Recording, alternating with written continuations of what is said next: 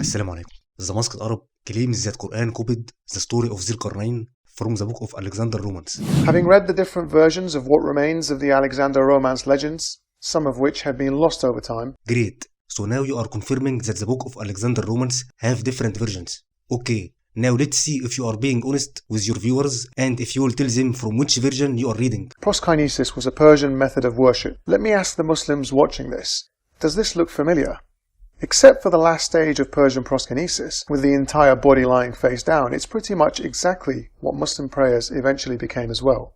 You also forgot that number 4, 3 and 2 are not similar to the Muslim prayer. And what if a certain prayer before Prophet Muhammad is similar to the Muslim prayer? What is wrong with that?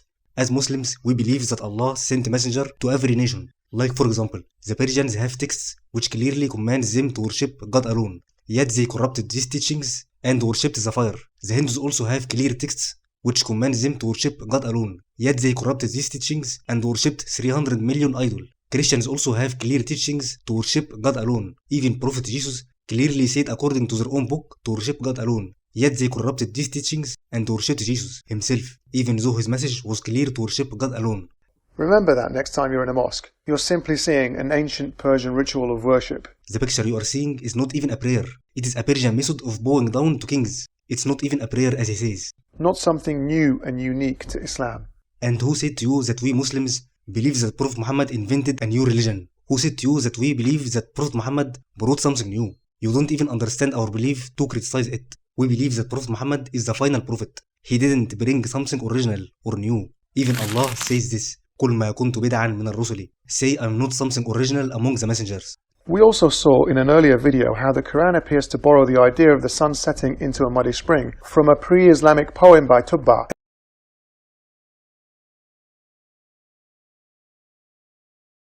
Tubba even wrote a poem for praising Prophet Muhammad sallallahu alaihi wasallam. We also see this verse.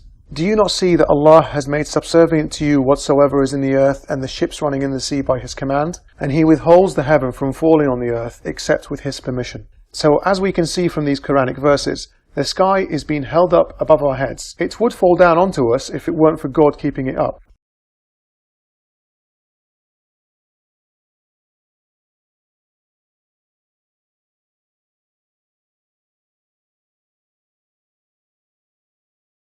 Is very similar to the story in the Quran. Is it just a pure coincidence? I mean, so far, both the Alexander myths and the Quran say a man known as the man with two horns traveled all over the world. Both say he saw the sun rising above a people who had no shelter from it. Both say he went to mountains to see a people who were complaining about Gog and Magog. Now the Quran says he used iron and brass to build the barrier to keep Gog and Magog out. So let's see what materials were used in the myth to keep Gog and Magog at bay. Alexander commanded and fetched 3,000 smiths, workers in iron, and 3,000 men, workers in brass. And they put down brass and iron, and kneaded it as a man kneads when he works clay. Then they brought it and made a gate.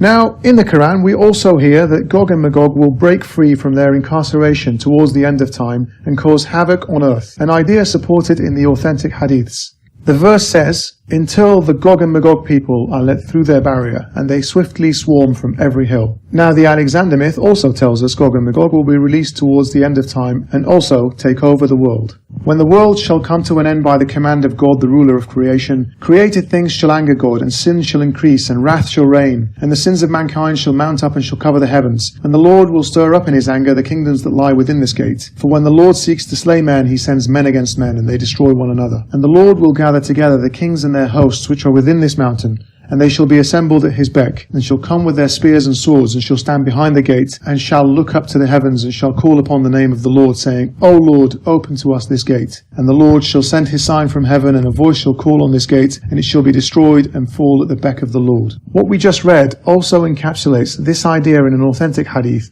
which tells us the barrier will be breached after they ask nicely to Allah. Okay, so now what he is doing is that he is reading verses from Quran and comparing them with passages from Alexander Romans, claiming that Quran copied from Alexander Romans. But did he even tell his viewers from which version of Alexander Romans he is reading? The version which he is reading from is the Syriac version of Alexander Romans, which was written in the 7th century. This version which he is reading from was written in the 7th century after Quran.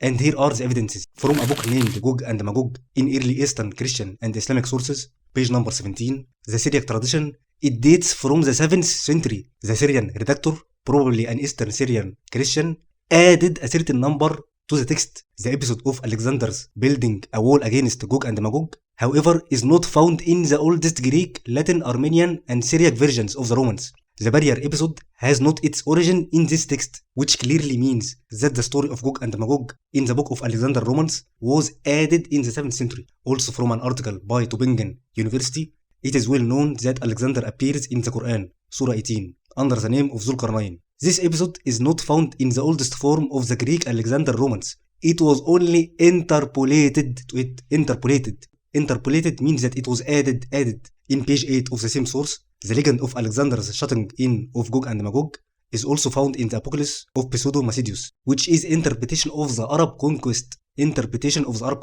This simply means that it was copied from Quran. This work also was composed in Syriac, sometime in the last quarter of the 7th century. This clearly means that the story of Gog and Magog in the book of Alexander Romans was written in the last quarter of the 7th century after the revelation of Quran, and the source clearly here says that it was interpretation of the Arab conquest. And who were the Arab conquerors? Muslims, of course. So as we can clearly see that this guy is not being honest and should not be trusted.